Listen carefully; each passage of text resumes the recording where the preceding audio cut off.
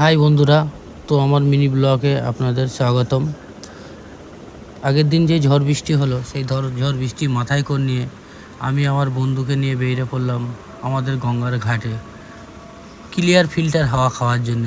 তো রাস্তা দিয়ে যাওয়ার সময় ভয়ও লাগছিল, কিন্তু গঙ্গার দৃশ্য দেখে মনটা ভরে গেল। যা হাওয়া হচ্ছে, তাতে আমার বন্ধু তো লাফালাফি করছে, আর গঙ্গার পানি তো তোলঘোল হয়ে আছে। তো বিরাট স্পিডে হাওয়া হচ্ছে আর পানিও হচ্ছে, কিন্তু কিছু করার নেই।